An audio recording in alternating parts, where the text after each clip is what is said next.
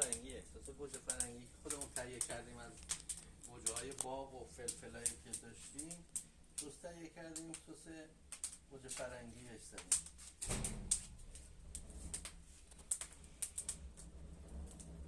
حالا همین قرمزه سس فلفل و گوجه دیگه، حالا طعمش هم خیلی عالی میشه، هم ترد میشه هم تون میشه، ترد یا نازک خوشمزه. چی؟ چیه توش؟ برنجمونه، هم پختی برنج.